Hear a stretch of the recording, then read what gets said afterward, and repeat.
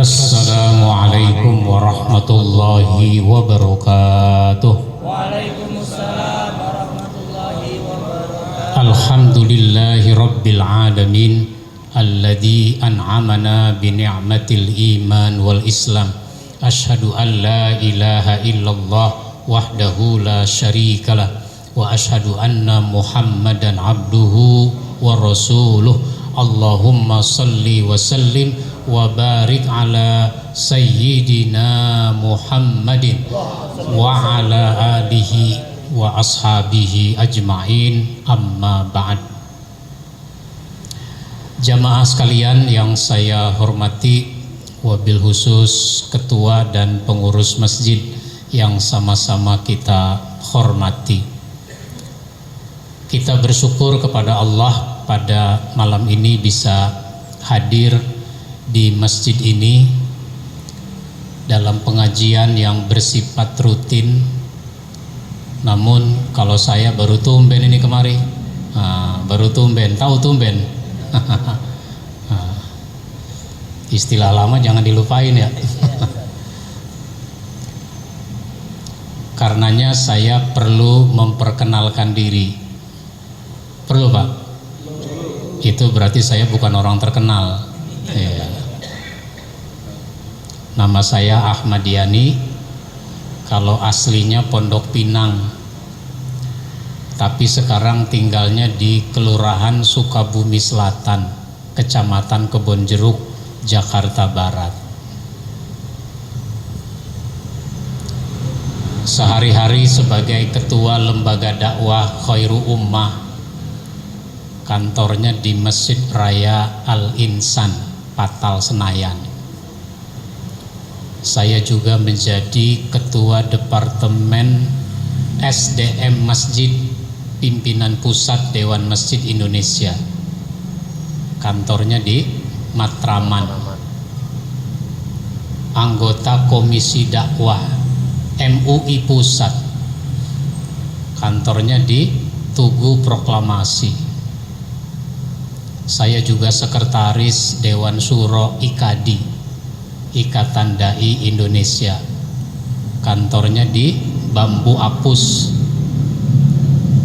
Alhamdulillah Pak, kantor mah banyak, gajinya kagak.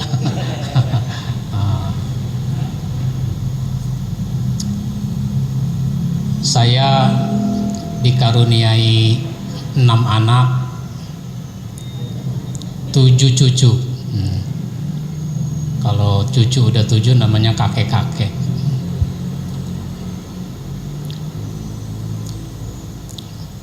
Di Pondok Pinang saya tidak punya tanah, tapi alhamdulillah saya punya banyak halaman. Tanah nggak punya, tapi punya banyak halaman. Karena saya nulis buku. Nah, kalau nulis buku kan halamannya banyak kan. Nah, tahun ini saya terbitkan 4 judul buku. Ada pedoman dakwah, ada nasihat kematian, ada Al-Quran, bicara Al-Quran, dan ini yang terbaru, bimbingan rumah tangga Islami. Ada buku akhlak pribadi muslim, ada buku asbabun nuzul, buku-buku khutbah dan sebagainya.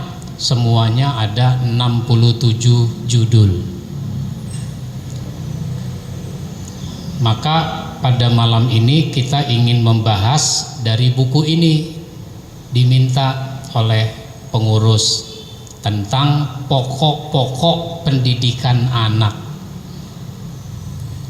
Kan anak itu amanah sekaligus anugerah. Anak itu amanah sekaligus anugerah. Disebut anugerah karena anak itu memang pemberian dari Allah, bukan bikinan kita. Ada yang merasa bikin anak? Hah? Nggak ada. Yang kita lakukan apa? Yang kita lakukan cuma melakukan hubungan suami istri. Ada yang tahu nggak hubungan yang malam apa tuh yang jadi anak? Nggak tahu. Hubungan yang keberapa yang jadi anak? Ada yang tahu? Pokoknya jadi aja tuh anak. Itu namanya anugerah, pemberian dari Allah. Makanya kadang-kadang apa yang kita harapkan belum tentu sesuai. Belum tentu sesuai. Pengennya sih punya anak pertama laki-laki misalnya, nggak taunya perempuan. Ya alhamdulillah perempuan. Jangan dibilang apa? Ya perempuan. Nah, ada nggak yang ngomong begitu, Pak? Jangan begitu, itu namanya kayak kurang nerima. Ya udahlah, emang udah perempuan mau dikata apa? Mudah-mudahan nanti anak nomor 2 laki, hamil lagi istri, melahirkan perempuan juga. Ngomongnya apa? Ya perempuan lagi. Jangan begitu, terima aja perempuan, mudah-mudahan cepet ngawinin. Nah gitu. Itu namanya anugerah. Mau laki mau perempuan, terima, syukuri. Karena bersyukur kita disuruh akikah. Sebagai tanda syukur potong kambing akikah. Gitu. Ini kadang-kadang akikah pada lupa. Baik. Nah, anak itu amanah. Amanah itu kepercayaan, titipan. Karena amanah akan dimintai pertanggungjawaban. Yang dimintai pertanggungjawaban siapa? Bapak ibunya, bukan gurunya, bukan engkongnya, bukan encang-encingnya. Yang dimintai pertanggungjawaban bapak ibunya. Fa'abawahu yuhawwidanihi au yunassiranihi au yumajjisanihi, au kama qala Rasulullah sallallahu alaihi wasallam. Tanggung jawab bapak ibunya, apakah nih anak jadi Yahudi, jadi Nasrani, jadi Majusi, atau tetap dalam keadaan fitrah. Jadi sebagai orang tua kita akan dimintai pertanggungjawaban. Makanya orang tua harus mendidik anaknya. Orang tua harus mendidik anaknya. Ini kan kadang-kadang karena anak udah dimasukin ke tempat pengajian, TPA misalnya, udah merasa selesai itu orang tua. Udah disekolahin, rasanya udah selesai. Udah dimasukin ke pesantren, rasanya udah selesai. Udah lepas tanggung jawab. Enggak begitu. Tanggung jawab orang tua mah tetap. Nah, oleh karenanya orang tua harus mendidik anak-anaknya. Nah, ini di dalam surat Luqman. Surat Luqman itu surat 31. Ayatnya ayat 13 sampai ayat 16. Allah Subhanahu wa taala berfirman, wa iz qala Luqmanu libnihi wa huwa ya'izuhu ya bunayya la tusyrik billah inna syirka la zulmun azim. Wa wassaynal insana biwalidayhi hamalathu ummuhu wahnan ala wahnin wa fisaluhu fi amaini aniskurli wali walidayka ilayyal masir wa in jahadaka ala an tusyrika bi ma laisa laka bihi ilmun fala tuti'huma wa sahibhuma fid dunya ma'rufa wattabi' sabila man anaba ilayya summa ilayya marji'ukum fa unabbi'ukum bima kuntum ta'malun. Ya bunayya innaha intaku misqala habbatin min khardalin fatakun fi sakhratin aw fis samawati aw fil ard ya'ti bihallah innallaha latifun khabir. Dan ingatlah ketika Luqman berkata kepada anaknya. Luqman itu bukan nabi. Luqman itu orang soleh, orang baik. Hidupnya pada masa Nabi Daud alaihissalam. Dia sangat memberi perhatian pada anaknya, suka memberi nasihat pada anaknya, mendidik anaknya, sehingga nasihat-nasihat Luqman itu diabadikan di dalam Al-Quran. Ini isyarat betapa penting orang tua kasih nasihat pada anaknya. Semua orang membutuhkan nasihat. Nabi Muhammad saja itu membutuhkan nasihat. Makanya ada saat malaikat Jibril datang, tidak menyampaikan wahyu, tapi menyampaikan nasihat-nasihat khusus kepada Nabi. Jadi penting nasihat itu. Orang baik membutuhkan nasihat, apalagi orang belum baik. Maka Luqman memberi nasihat kepada anaknya. Apa itu? Hai anakku, janganlah kamu mempersekutukan Allah. Sesungguhnya mempersekutukan Allah itu benar-benar kezoliman yang besar. Jadi yang namanya zolim itu bukan cuma menganiaya orang, justru mensekutukan Allah itu kezoliman yang paling besar. Dan kami perintahkan kepada manusia berbuat baik kepada kedua orang ibu bapaknya. Ibunya telah mengandungnya dalam keadaan lemah dan bertambah-tambah. Kelemahannya bertambah.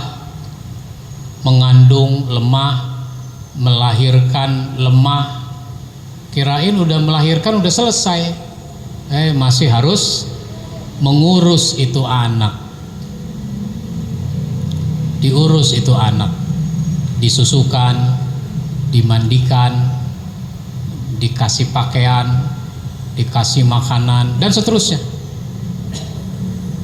Jadi lemah.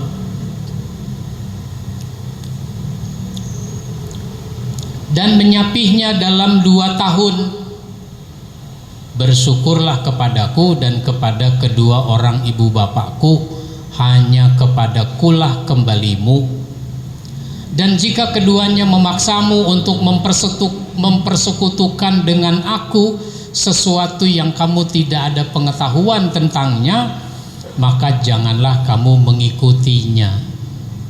Dan pergaulilah keduanya di dunia dengan baik, dan ikutilah jalan orang-orang yang kembali kepadaku, kemudian hanya kepadakulah kembalimu, maka kuberitakan kepadamu apa yang telah kamu kerjakan. Luqman berkata, hai anakku, sesungguhnya jika ada suatu perbuatan seberat biji sawi, seberat zarrah, dan berada dalam batu atau langit atau bumi, niscaya Allah akan mendatangkannya.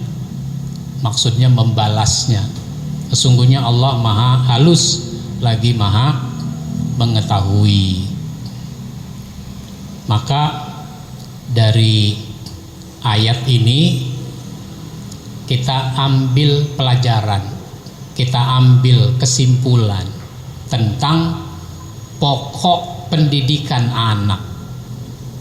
Ada 3. Pertama, tauhid, menanamkan tauhid yang mantap, menanamkan akidah. Ini yang paling pokok. Tanamkan akidah, tanamkan tauhid. Akidah, tauhid, iman, itu 3 istilah. Akidah itu artinya ikatan. Orang kalau punya akidah, dia terikat. Ikatan. Ada lagi ikatan pernikahan. Itu. Akad nikah itu ikatan pernikahan. Orang kalau sudah akad nikah, mestinya terikat. Terikat sebagai suami, terikat sebagai istri, terikat sebagai menantu. Nanti kalau punya anak, terikat sebagai orang tua. Itu konsekuensi dari pernikahan. Cuma orang nikahnya mau, terikatnya nggak mau. Nah, gitu. Nggak mau terikat, maunya bebas saja. Nah, akad itu ikatan. Kalau kita berakidah, berarti kita terikat. Kepada siapa? Kepada Allah. Pengikatnya apa? Ucapan 2 kalimat syahadat. Kalau kita sudah mengucap 2 kalimat syahadat, dan memang kita sudah mengucap 2 kalimat syahadat, mestinya kita terikat kepada Allah dan Rasul-Nya. Karena terikat, menyesuaikan diri dengan maunya Allah, dengan ketentuan Allah. Kalau tauhid artinya satu, esa. Maka kalau kita sudah bertauhid, kita mengakui Allah sebagai Tuhan yang satu. Karena itu, cinta kepada Allah di atas kecintaan pada apapun dan pada siapapun. Taati Allah di atas ketaatan kepada siapapun. Itu kalau orang bertauhid. Ini kadang-kadang bertauhid tapi masih cinta. Kadang-kadang lebih kuat cintanya pada yang lain ketimbang kepada Allah.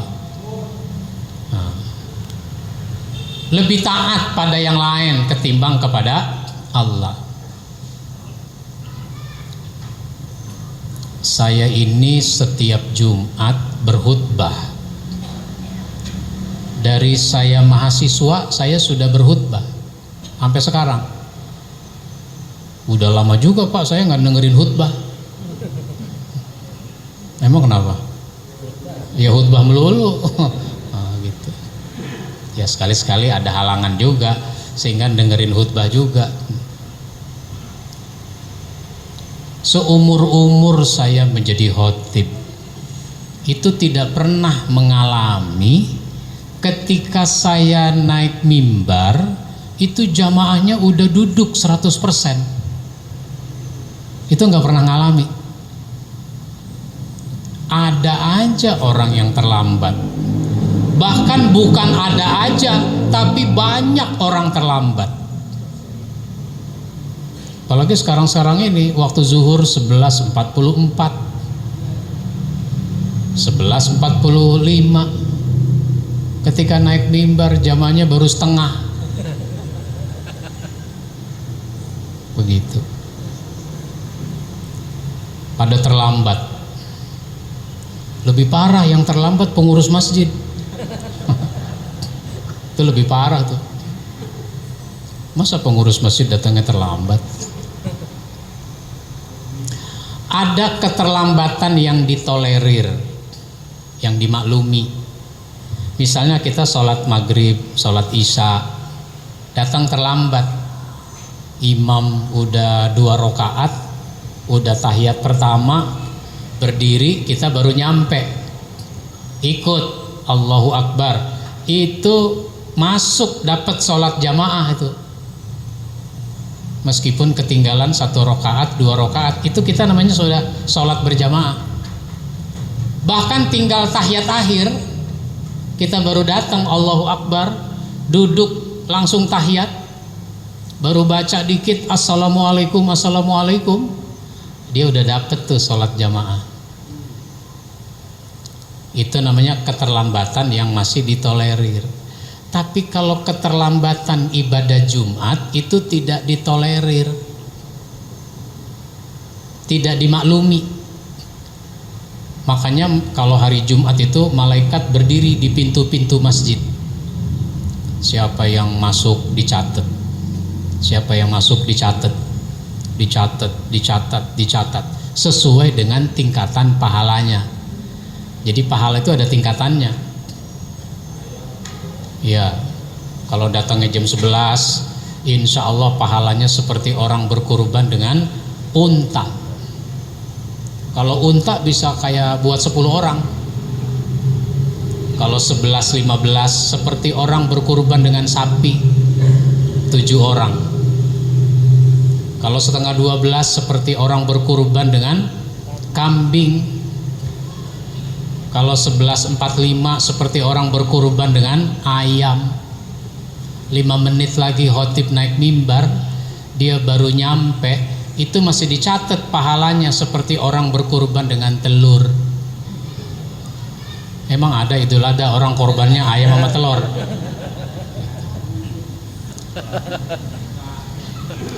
Tapi malaikat masih kasih pahalanya. Tapi kalau khotib udah naik mimbar, malaikat tutup buku. Malaikat tutup buku.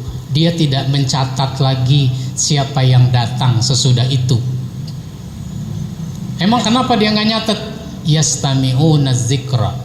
Karena malaikat itu mendengarkan az-zikra. Khutbah itu az-zikr. Disebutnya az-zikr. Nah, ini pertanda jamaah kita itu tauhidnya lemah. Kalau dia bertauhid kepada Allah, taat pada Allah di atas segala ketaatan, cinta pada Allah di atas segala kecintaan, maka yang lain-lain itu ditinggal supaya tidak terlambat ibadah Jumat.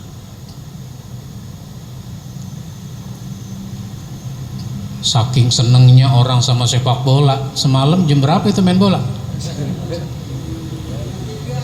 2:30 pada mendusin. Bukan mendusin, emang udah niat. Nah, pada bangun, kirain mau tahajud. Sampai subuh. Nah, gitu. Nah, kalau Jumatan Pak, itu jangan sampai terlambat. Pengurus masjid sekali-sekali rapat membahas mengapa jamaah kita terlambat datang ibadah Jumat. Pernah nggak pengurus masjid rapat membahas itu? Belum pernah. Belum pernah. Makanya saya kasih tahu. Selama ini tuh begitu aja, nggak pernah dibahas, nggak pernah dievaluasi. Ngomong-ngomong, ini masjid ada kamera CCTV nggak? Nggak ada. Nggak ada ya? Nggak ada. Ya nggak apa-apa kalau nggak ada. Aman.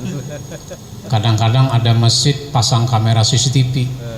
Buat apa Pak pasang kamera CCTV? Biar supaya kalau ada maling kotak amal bisa kita ketahui siapa malingnya. Ya, jangan begitu pasang kamera CCTV. Gunakan juga untuk melihat siapa yang terlambat datang dalam ibadah Jumat. Ajak ngomong. Tuh yang terlambat tuh ajak ngomong. Bang, tadi kenapa datang Jumatan terlambat? Enggak. Enggak, saya enggak terlambat. Saya tadi dengerin khutbah. Saya tadi ikut sholat enggak ketinggalan. Bukan begitu. Ente tadi datang udah jam berapa? Atau khutbahnya lagi ngebahas masalah apa? Gitu. Khutbah kedua itu namanya terlambat. Pas khutbah kedua itu namanya terlambat. Itu namanya tauhidnya nggak mantep. Emang kenapa lu terlambat? Habis di kantor bos ngajak rapat. Udah setengah 12 belum ada tanda-tanda mau berhenti. Diterusin aja tuh rapat.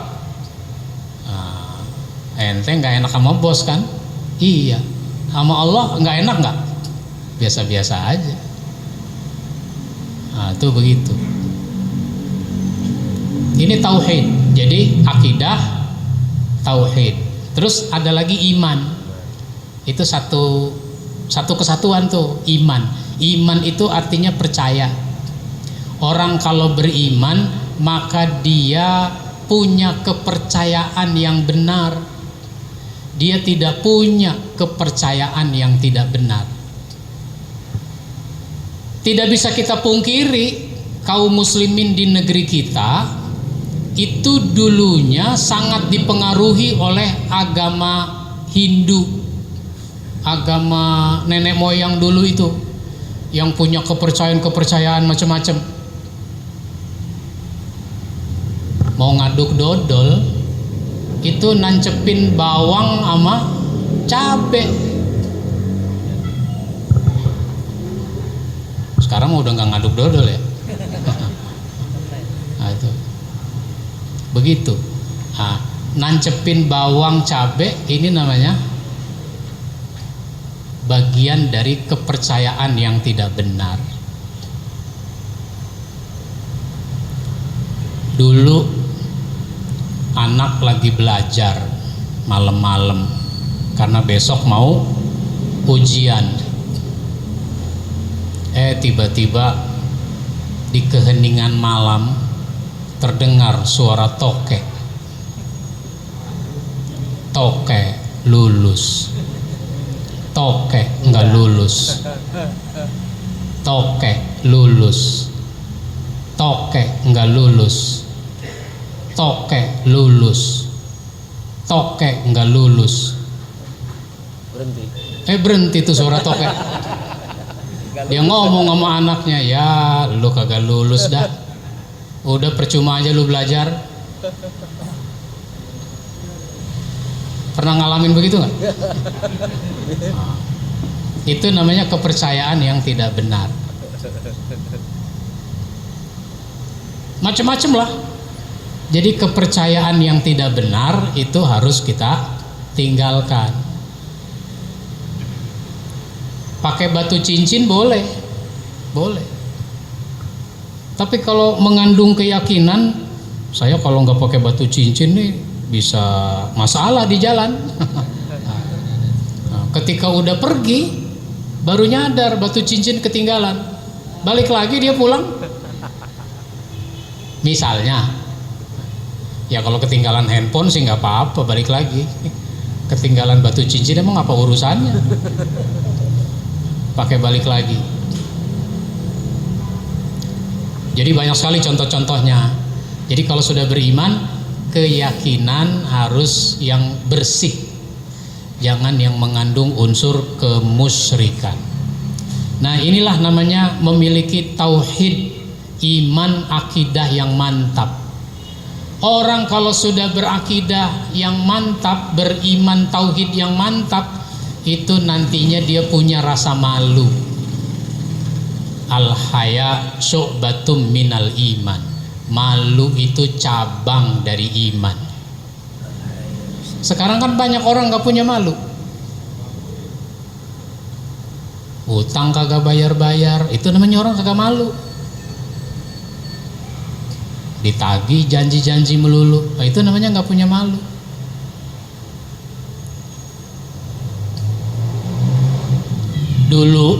Dulu ya, anak tuh kalau bajunya udah sempit dia nggak pakai, malu, dikasih ke adeknya. Sekarang baju adeknya dia pakai. Kekecilan. Baju sempit, kaos sudah sempit, sehingga kalau sholat di masjid, sholat itu ketika ruku kaosnya ketarik, sehingga kelihatan tuh bagian belakang. Lah kalau ruku aja udah ketarik, apalagi sujud, apalagi duduk di antara dua sujud. Kita di belakangnya, kelihatan itu belahan pantatnya. Ada yang begitu, Pak? Nah, yang majelis taklim enggak ada yang begitu. Cuma kan banyak orang begitu. Tadi Pak, saya 4:30 udah nyampe di sini. Karena saya habis ada acara di Sukabumi. Kalau pulang dulu nanti nanggung lah. Udah saya kesini aja. Ketika saya sudah nyampe, ada orang sholat asar, pakai kaos warna merah, pakai celana blue jean. Saya lihat, saya duduk sebelah sana tuh. Saya lihat dia sholatnya di sini nih deket tiang. Ini orang celananya robek kelihatannya. Nah gitu. Ketika dia sedang sholat, saya dekati. Ketika dia duduk untuk memastikan tuh, saya mendekati dia tuh untuk memastikan ini benar celananya robek apa enggak. Saya memastikan, sehingga saya deketin. Ternyata ketika dia lagi duduk di antara dua sujud, rakaat pertama, betul itu kelihatan kulitnya tuh di paha. Langsung saya hentikan dia sholat. Pak, ini celana robek, nggak boleh ini, nggak nutup aurat. Saya tuh sering tuh mendapati, mungkin sekitar 20 kali yang model begini. Saya negur orang, bahkan menghentikan dia sedang sholat. Coba dicek, ada sarung nggak? Pakai sarung. Bukan dia nyari sarung, dia keluar. Ini pergi. Lalu dia naik motor, pakai jaket Gojek, pergi. Nah, itu begitu. Jadi kalau orang punya rasa malu, dia nggak mungkin pakai celana robek.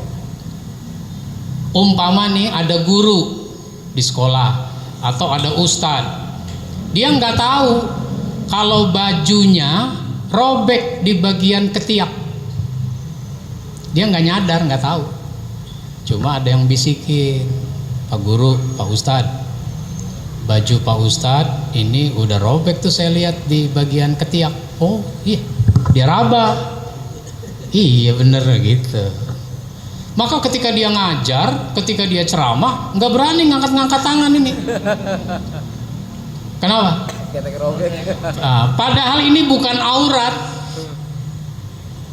Coba tuh bandingkan dengan orang sekarang. Nggak punya rasa malu orang sekarang. Nah terus kalau sudah beriman, bertauhid, dia suka ke masjid, rajin ke masjid. Makanya Nabi bilang, iza ra'aitumur rajula ya'tadul masjid fashhadu lahu bil iman. Apabila kamu melihat orang biasa ke masjid, saksikan bahwa dia betul-betul beriman. Jangan ragukan keimanan orang yang sudah ke masjid. Nah begitu. Kita kan kalau ada orang meninggal Pak, itu kan disolatin di masjid. Sebelum atau sesudah disolatkan, ada yang menyampaikan sambutan, menceritakan kebaikannya, lalu kita yang hadir diajak mempersaksikan, ishadu bi anna hadhil janazah min ahlil khair. Kan diceritakan dulu kebaikannya, sehingga orang meresponnya enak, khair gitu. Lah ini orangnya nggak baik, nggak ada yang bisa diceritakan kebaikannya. Lah kita diajak mempersaksikan, mari kita saksikan jenazah ini termasuk min ahlil khair. Kita berkata-kata dalam hati, khair dari mana nih orang?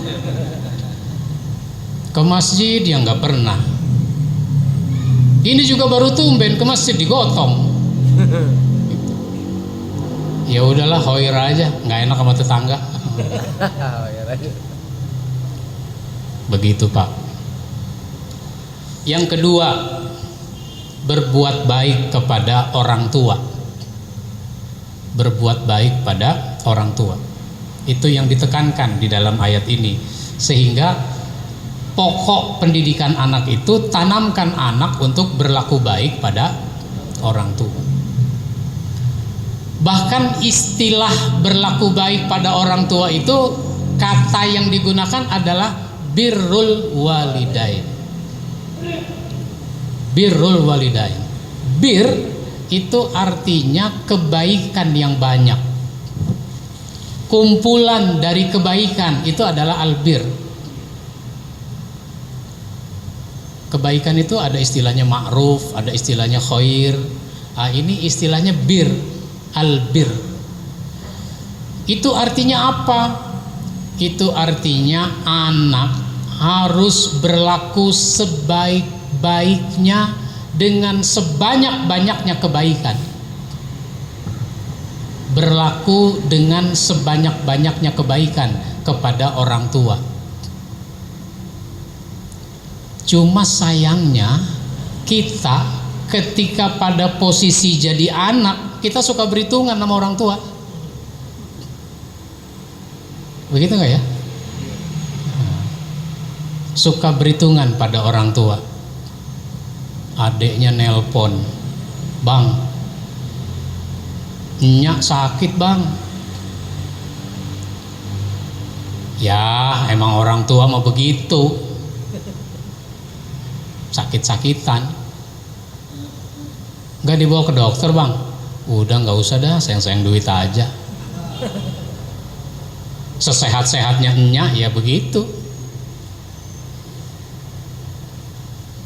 Sampai ada istilah, ya sehatnya orang tua, kan begitu. Nah itu namanya berhitungan. Ketika kita jadi orang tua, kita berhitungan nggak sama anak? Nggak berhitungan kita sama anak. Anak sakit, ya udah bawa ke dokter. Nggak punya duit, urusan belakangan, duit mah yang penting dibawa dulu nih anak. Begitu. Sambil di perjalanan dia nelpon kawannya atau saudaranya, bang saya lagi nggak punya duit banget ini saya lagi dalam perjalanan mau ke dokter, anak saya sakit, kalau ada pinjem, terserah mau berapa minjemin. Nah, yang namanya kalau ke dokter 24 jam itu berapa bayarnya? 160 misalnya. Begitu. Apalagi misalnya sakitnya berat mau dioperasi, nggak ditanggung sama BPJS penyakitnya. BPJS kan nggak nanggung semua penyakit ya. Obat juga begitu. Nah itu begitu. Jadi berlaku baik pada orang tua dengan sebanyak-banyaknya kebaikan. Jangan berhitungan. Itu yang kedua. Yang ketiga adalah bertanggung jawab dalam berbuat. Harus berani, harus bisa bertanggung jawab atas segala perbuatan. Maka disebutkan kalau melakukan apa saja meskipun seberat zarrah, seberat debu. Saya jadi ingat ceramahnya almarhum Kiai Haji Abdullah Syafi'i ketika menerangkan tentang zarrah itu. Kalau bapak pagi-pagi kira-kira jam 7 buka gorden, buka pintu, itu sinar matahari masuk. Nah, ketika sinar matahari masuk, itu kelihatan itu di sinar matahari itu apaan? Debu-debu yang berterbangan. Padahal sekarang ini di ruangan kita ini ada debu-debu yang berterbangan itu. Cuma kita nggak melihat. Coba kalau ada lampu sorotnya tajam, nah itu kelihatan. Itulah zarrah kata beliau. Sehingga orang harus berani bertanggung jawab atas apa yang dilakukannya. Tanamkan ini kepada anak. Bertanggung jawab, jangan sembarang melakukan sesuatu. Sekalipun itu perintah orang tua. Sekalipun perintah orang tua. Ketika orang tua memerintahkan kemusyrikan, jangan dilakukan. Jangan istilahnya nggak enak sama orang tua. Kalau nggak bener, ya jangan. Kita sebagai orang tua, seandainya kita memerintahkan anak sesuatu yang tidak baik, lalu anak nggak mau, mestinya kita senang. Bukan malah kita jadi marah. Contohnya apa tuh ya? Misalnya bapak nyuruh anak beli rokok. Nah, sini ada apa pak? Keluarin duit 50.000, beliin bapak rokok. Tuh anak nggak mau. Bapak bagaimana? Oh, itu nyap itu. Marah. Kamu ini anak apa disuruh-suruh kok nggak mau? Saya bukannya nggak mau pak. Kalau disuruh yang lain saya mau. Tapi kalau disuruh beli rokok saya nggak mau. Karena menurut saya merokok itu tidak baik. Lu nyeramain gua loh. Bukan nyeramain. Saya juga dengar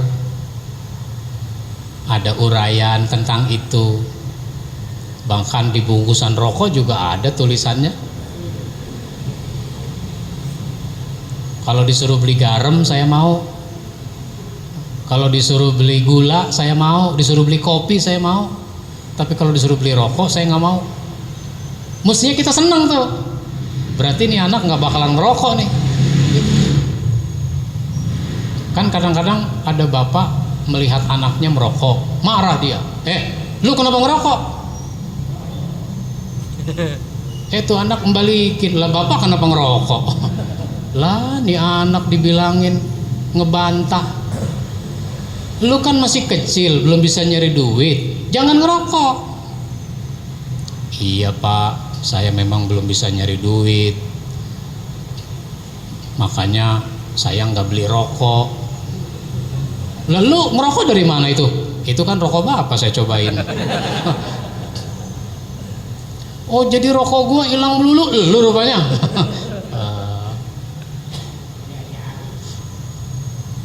Itu contohnya pak.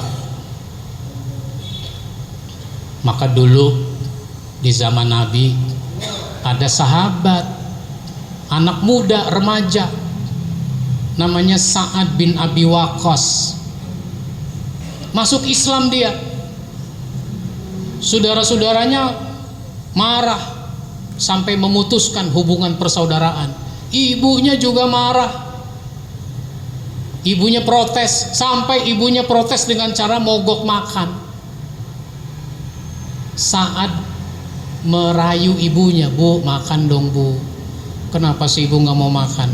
Ibunya bilang apa? "Aku baru mau makan kalau kamu meninggalkan Islam." Balik lagi ke agama nenek moyang. "Bu, saya cinta, hormat, taat pada ibu. Apa yang ibu mau saya penuhi, apa yang ibu perintah saya laksanakan. Tapi kalau yang satu ini tidak mungkin.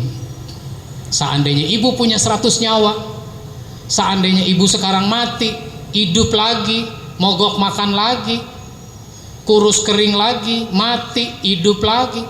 Andai ibu punya 100 nyawa, saya tidak akan meninggalkan Islam." Nah itu.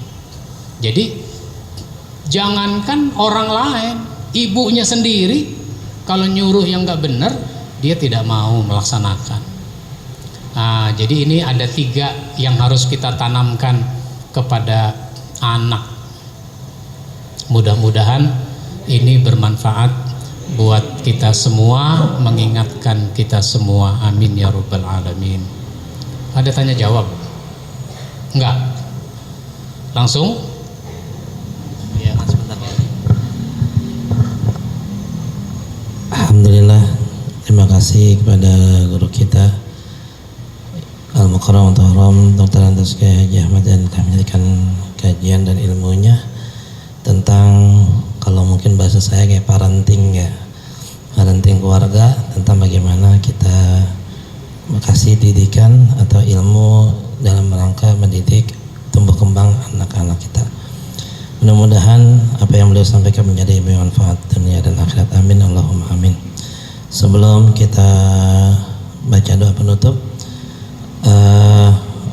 yang pertama mohon kita doakan ya.